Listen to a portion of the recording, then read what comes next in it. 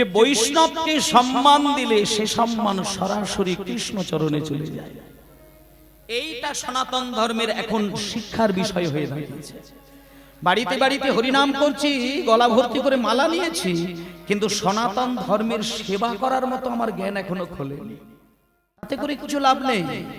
আজকে সারা বাংলা, সারা ভারত, সারা পৃথিবীতে খ্রিস্টান ধর্ম যেভাবে গ্রাস করছে, সনাতন ধর্ম কোথায়? আমার নিজের রিলেটিভ একটা বলছি, আমার নিজের রিলেটিভ পইতে ছিঁড়ে দিয়ে ফেলে দিয়ে এখন সে খ্রিস্টান হয়েছে।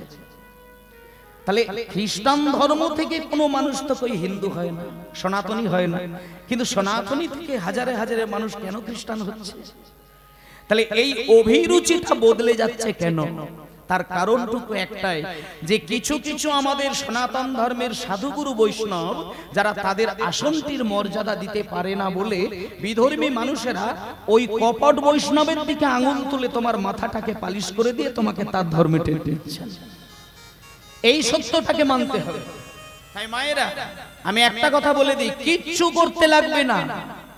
আগামী দিন সারা ভারত বললে চলবে না, সারা বিশ্বের দরবারে আমার চৈতন্যের কীর্তনটাকে যদি প্রচার করতে হয়, তাহলে তোমার কিচ্ছু করণীয় নেই। যারা কীর্তন গায় আর যারা কীর্তন শোনে, যারা কীর্তনের আভরণ গ্রহণ করেছে, তুমি শুধু ঘরে বসে তাদেরকে সম্মান দিয়ে যাও।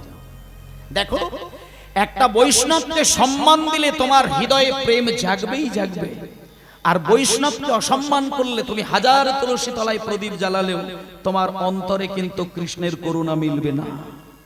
যে ব্যক্তি বৈষ্ণবকে অসম্মান করে সে কোনোদিন বৈষ্ণবের কৃপা পায় না। আর বৈষ্ণবের কৃপা যিনি না পায় তিনি কোনোদিন আমার গৌরের কৃপা পায় না। আর যিনি গৌরের কৃপা পায় না তার জীবন কোনোদিন সুখময় হয়ে ওঠে না। আমার দেহ আমার, আমার প্রাণ আমার, আমার ভাবনা আমার, আমার চিন্তা আমার, কিন্তু আমার ভাবনা, আমার চিন্তা, আমার চলার পথ, আমার দেহ, আমার মন প্রাণ, এটা তুমি অমৃতে ডোবাবে কি বিষে ডোবাবে? এই শিক্ষাটা যদি না নিতে পারো, বিষময় জগতে তোমাকে ভাসতে হবে। এ জগতে বিষও রয়েছে, অমৃতও রয়েছে, এখানে ঠান্ডাও রয়েছে, গরমও রয়েছে, এখানে বাতাসও রয়েছে, জলও রয়েছে। তোমার চিন্তা, তোমার ভাবনা, তোমার খাদ্য, তোমার আহার, সবকিছুর সঙ্গে তোমার উন্নতিটা নির্ভর করছে।